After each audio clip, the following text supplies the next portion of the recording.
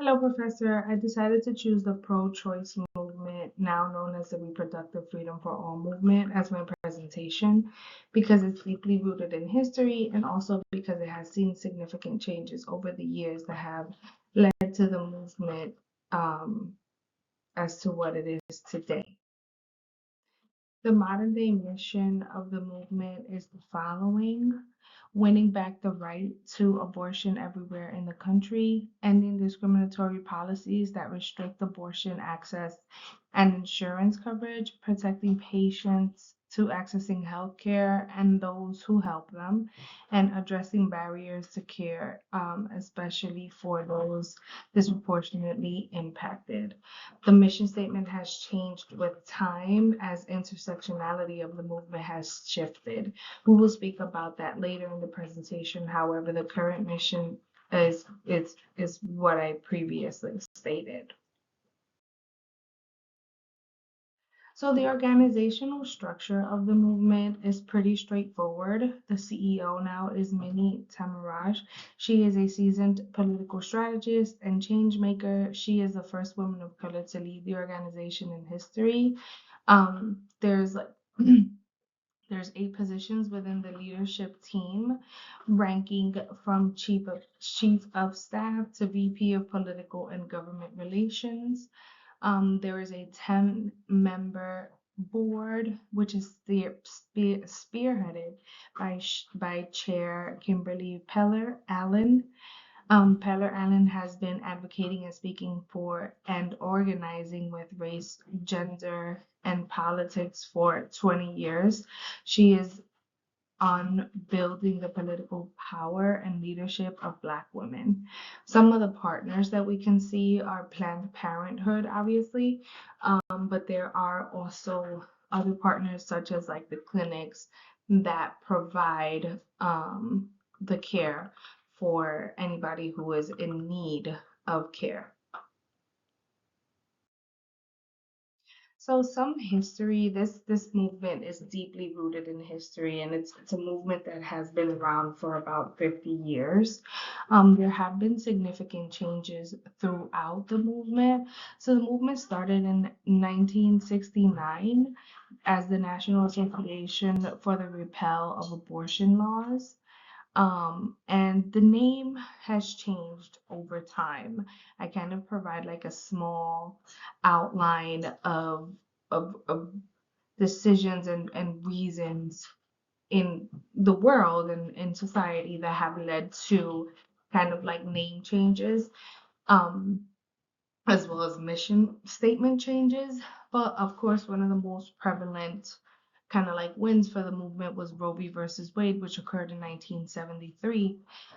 We see here in this chart that there have been several name changes that have occurred as well, like in 1987 and in 1993. And then we also can note that there was a rise in 1994, the rise of reproductive justice movement, which focused on women of color and their disproportionality to access to healthcare, as well as the disproportionate numbers of women of color who have complications while during their pregnancy and giving birth. And what this really talks about and it sheds light is on the access to healthcare and how women of color have less access to healthcare. And then, of course, on top of having less access to healthcare, they also have less opportunity. They also experience more complications when giving birth.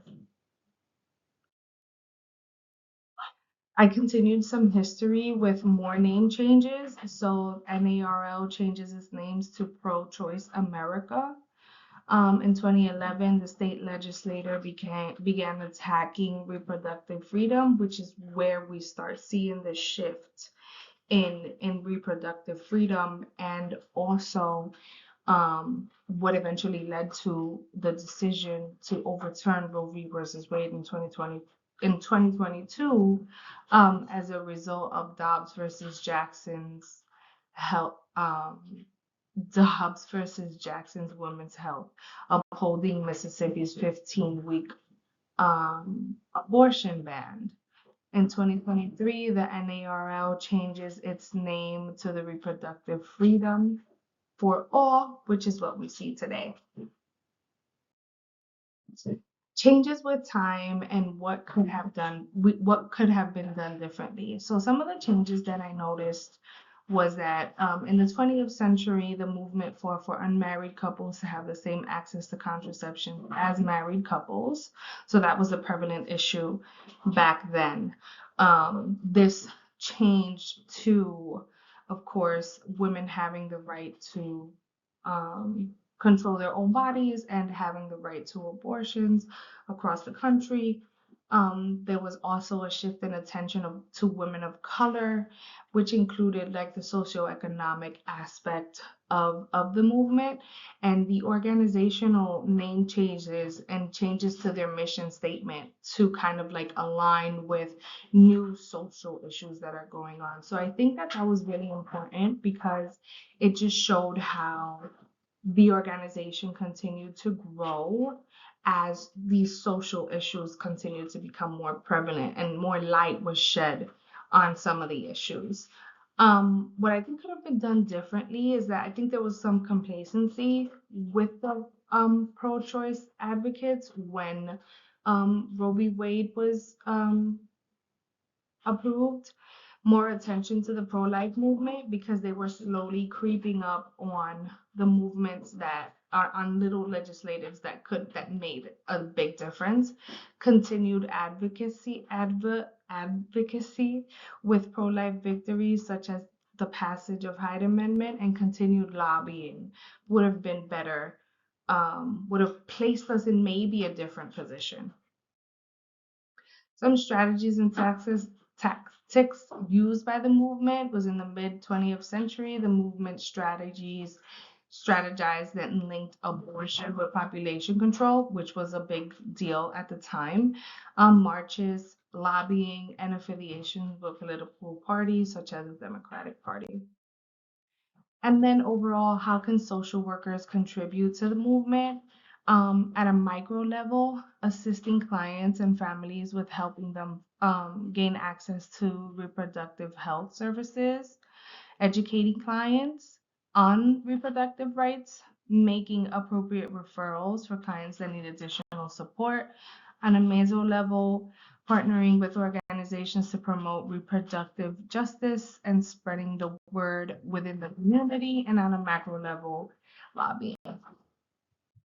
And this ends my presentation. I went over by a minute, but I tried my best to keep it under 7 minutes. I think this issue just needs a little bit more time. Thank you.